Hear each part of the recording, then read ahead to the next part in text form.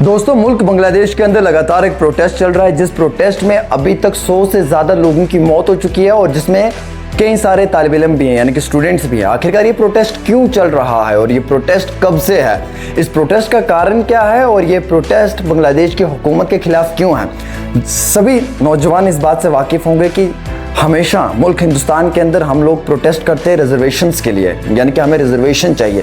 लेकिन बांग्लादेश में बिल्कुल इसके अपोजिट हो रहा है। वो लोग चाहते हैं कि उन्हें रिजर्वेशन जो कोटा है उसे अबॉलिश किया जाए। एक्चुअली 56% का जो है वो रिजर्वेशन कोटा इस वक्त बांग्लादेश के अंदर है, जिसमें कि 30% सिर्फ उन फैमिलीज़ को, उन स्टूडेंट्स को मिल रहा है जिनके वालदेन या जिनके ग्रैंडफादर्स जो हैं वो 1971 की वॉर में शामिल थे और उनकी आती नस्लें जो हैं आगे, उन्हें 30% का जो है वो रिजर्वेशन दी जा रही है कोटा के अंदर, और जिससे उनको एक बहुत बड़ा लाभ मिलता है, एक बहुत बड़ा फ़ायदा मिलता है।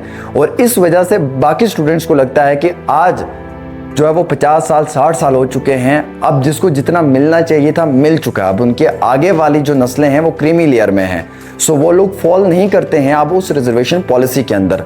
वो लोग मानते हैं कि 10% रिजर्वेशन खवातीन को दे दी जाए, 1% जो है वो उन्हें दे देनी चाहिए जो डिसेबिलिटी है, और बाकी जो खवातीन का अधिकार के साथ साथ जो मिनॉरिटी वाले लोग हैं उनका जितना बनता है उनका रिजर्वेशन भी उन्हें जो है वो मिलना चाहिए। साथ ही साथ जो अनडेवलप्ड डिस्ट्रिक्ट्स हैं वहाँ पे जो लोगों को मिल रहा है लाभ वो मिलना चाहिए। कुल मिलाकर 26% ये बनता है। इन्हें इस 26% से कोई भी एतराज़ नहीं है, बट इन तमाम स्टूडेंट्स को जो है वो इस 30% से जो है वो बहुत बड़ा एतराज़ है। एतराज़ का मुराद ये होता है कि यानी कि ये इसे अपोज करते हैं। अब आपको मालूम है कि दोस्तों, हमेशा जो रिजर्वेशंस बनाई जाती हैं इसलिए बनाई जाती हैं कि एक सेक्शन को, एक कम्युनिटी को या एक वर्ग को जो है वो इसका फ़ायदा मिले, इसका लाभ मिले। अब हो क्या रहा है, बांग्लादेश के अंदर 2018 में भी इसी तरीके का एक प्रोटेस्ट हुआ जिसमें कि कई सारे बच्चे जो हैं वो शदीद तौर पे ज़ख्मी हुए। बाद में वही बच्चों की जो है वो मौत हो गई। उस समय में इससे भी 1/3 जो है वो बहुत बड़ा प्रोटेस्ट हुआ। लेकिन उस समय में जो है वो इन तमाम प्रोटेस्ट को मद्देनज़र रखते हुए जो है वो उन बच्चों की बात के ऊपर जो है वो अमल किया हुकूमत ने और उनकी मांग पूरी की। लेकिन अब फिर से कोर्ट की हालिया ही एक जजमेंट, एक ऑर्डर, एक सर्कुलर की वजह से जो है वो बांग्लादेश के अंदर तबाही मच चुकी है, जिसमें कि वो लोग दोबारा इस 30% को लेकर जो है वो बात कर रहे हैं, और जो तालिब इल्म हैं वो इस 30% को एक्सेप्ट करने के लिए बिल्कुल भी मुतफिक इत्तेफाक नहीं रखते हैं। अब यहाँ पे सबसे बड़ी बात यह है कि प्राइम मिनिस्टर जो वहाँ की हैं शेख हसीना, उनकी जानिब से भी इन तालिब इल्मों के साथ कोई मुलाकात नहीं की गई है। वो कह रहे हैं कि रज़ाकार हैं। अब जो प्रोटेस्ट कर रहे हैं वो स्लोगन्स लगा रहे हैं, हु आर यू, रज़ाकार रज़ाकार, इस तरीके की चीज़ें जो है वो सोशल मीडिया के ऊपर नज़र आ रही हैं। अब सबसे बड़ी बात यह है कि वहाँ की यूनिवर्सिटीज़, कॉलेजेस और वहाँ के हॉस्पिटल्स, वहाँ के जितने भी फेमस स्पॉट्स हैं वो तमाम अभी बंद कर दिए गए हैं। इंटरनेट बंद कर दिया गया है। एहतजाजी मुजाहरे हो रहे हैं, लेकिन जो उनकी तस्वीरें हम तक पहुंच रही हैं वो कहीं कहीं प्लेटफॉर्म से निकल कर आ रही हैं, किसी एक वाईफाई या इंटरनेट कनेक्टिविटी के कारण जो है वो हम लोगों तक पहुंच रही है और वो हम आप तक पहुंचाने की कोशिश कर रहे हैं। अब सबसे इंपॉर्टेंट ये रहता है कि जम्मू कश्मीर से भी वहाँ पे 5000 के आसपास तालिब इल्म जो है वो तालीम हासिल कर रहे हैं, जो हमारे पास एक फिगर आई है जिसमें ये बताया गया है। ये कम भी हो सकता है, ये ज़्यादा भी हो सकता है।